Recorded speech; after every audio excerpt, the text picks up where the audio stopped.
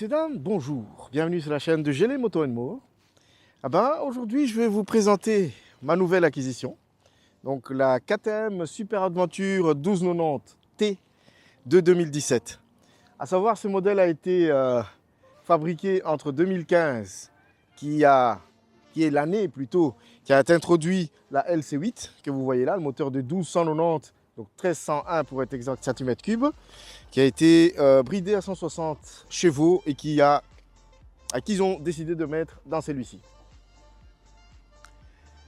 Donc, ce modèle, comme je disais, il a été conçu entre 2015 à 2017, fin de la production. Donc, celui-ci en fait partie du dernier construction.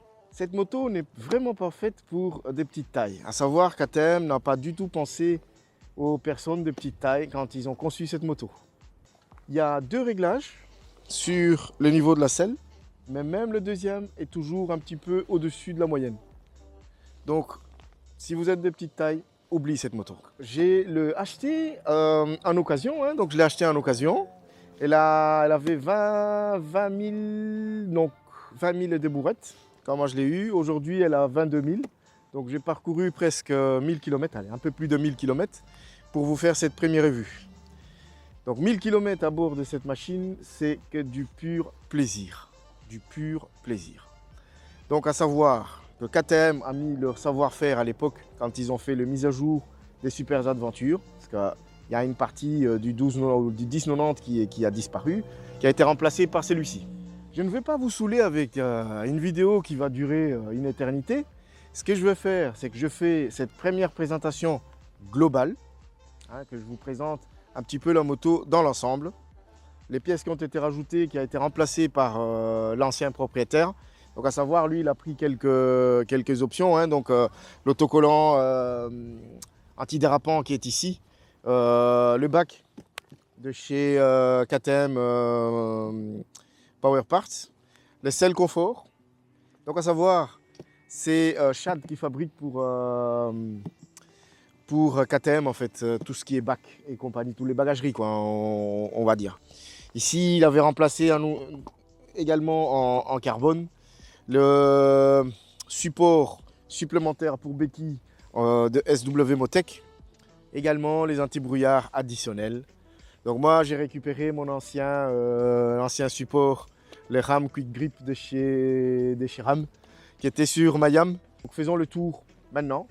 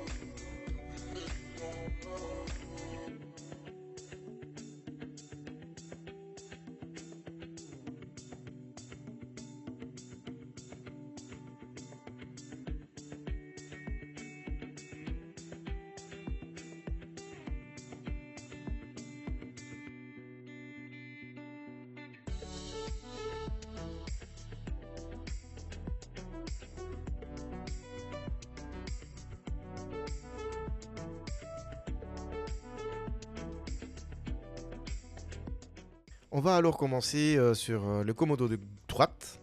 Sur le commodo de droite, vous avez le coupe-contact général qui est en rouge. Donc ça permet de couper le contact entièrement. Les régulateurs de vitesse, vous appuyez dessus. Et ça s'affiche sur les tableaux de bord comme quoi le régulateur est activé. Et puis vous appuyez tout simplement sur le 7, donc le flèche en bas. Puis régler plus moins. En dessous, vous avez le démarreur. Et le poignet, à savoir sur le T, c'est d'origine et elle est livrée avec des poignets chauffants directement sur plusieurs niveaux.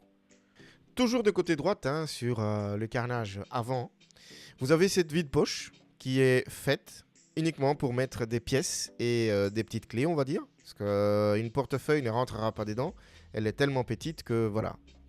À son opposé, donc côté gauche, cette fois-ci, vous avez l'allume-cigare prise de 12 volts et le bouton d'allumage pour le projecteur. Et au commodo de gauche alors, vous avez le flèche multidirectionnel, le 7 pour entrer dans le menu et la flèche de retour. En bas, le clignotant, gauche-droite, et le klaxon en dessous. Et puis, au-dessus, vous avez le feu de détresse et l'appel de phare.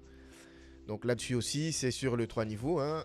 Un petit appui, bah, ça vous fait juste un signe de phare. Position 1, bah là c'est le code. Et le troisième position, c'est le plein phare.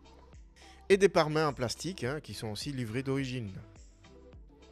Et au cœur, au centre de tout ça, on a ce tableau de bord qui est assez complet. Certes, c'est pas le truc en LCD, mais elle est très très complet. Et voilà l'allumage. Vous avez toutes les informations possibles et nécessaires. Donc, vous voyez le petit clignotement. En fait, j'ai des pressions de pneus. Allez, les pressions de pneus avant qui étaient pas bien, à savoir 2,4. Donc moi j'étais légèrement en dessous, parce que comme vous avez vu sur la précédente vidéo, j'avais un petit souci avec le roue qui a été réglé entre temps. Mais bon, vous avez des capteurs de pression dans les roues, avant et arrière.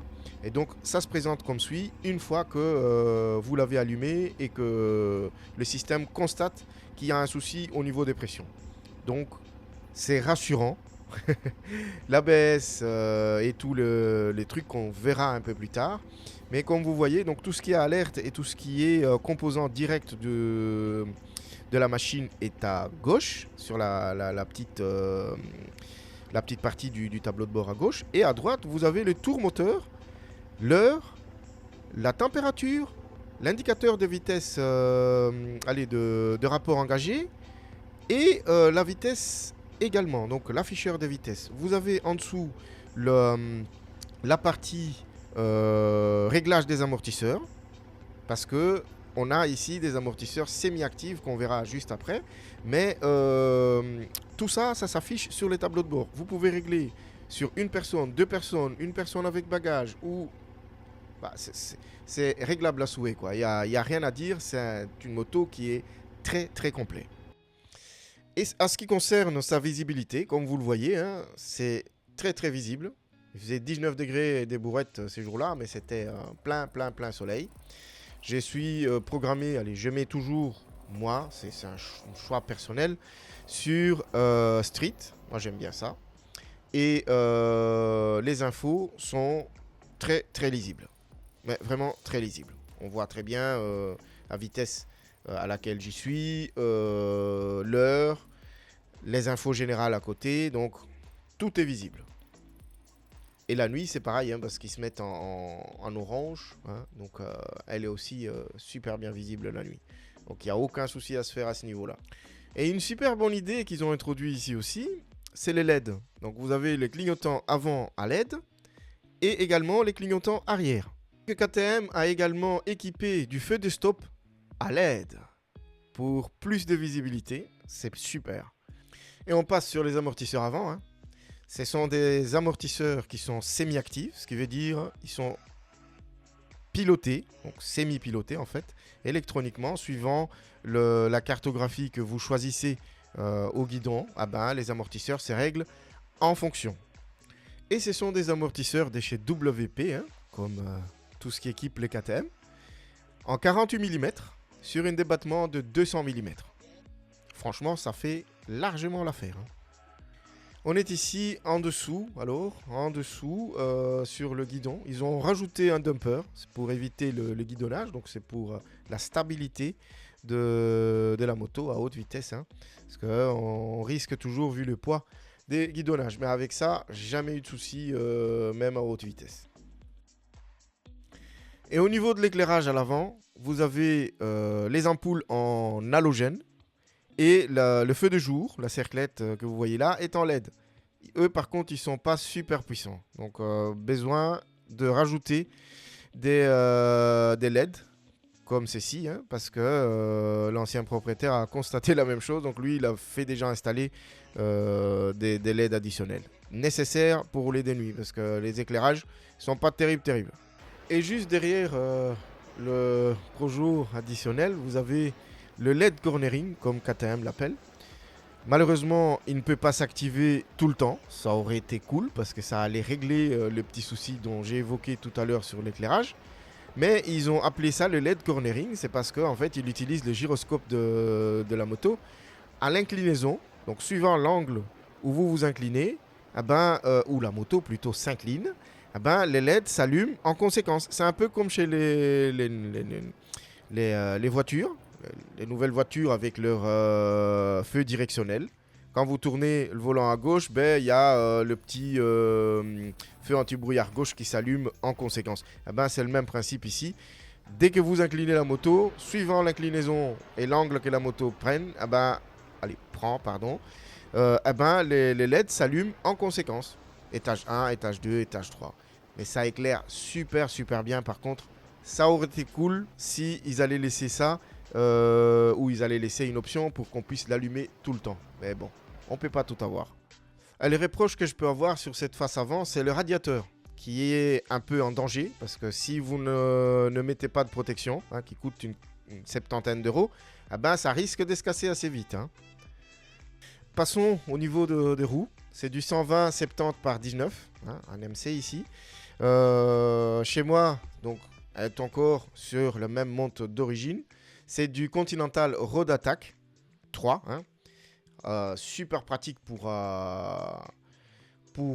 les routes normaux, on va dire. Et à l'arrière, c'est du 170 par 60 par 17. Donc, vous avez du 19 à l'avant et du 17 à l'arrière. Et que c'est pratiquement la même configuration que la Super T a. Et vu le poids de la bête et la vitesse à laquelle il peut atteindre, KTM n'a pas lésigné non plus sur le moyen au niveau freinage. Ils l'ont équipé de Brembo ABS 9e génération. Donc, vu que cette moto à sec, elle est à 222 kg et tout plein fait, elle a 249 kg. Donc, il faut quand même quelque chose d'assez assez costaud pour l'arrêter une fois lancé. Donc, à l'avant, vous avez deux disques de 320 mm. Et dans cet étrier qui cache les plaquettes, en fait, il y a 4 pistons au total qui poussent la plaquette pour arrêter la bête de l'avant. Et à l'arrière, vous avez un disque de 267 mm, un étrier qui est équipé de 2 pistons. Et je peux vous dire que le freinage est suffisant.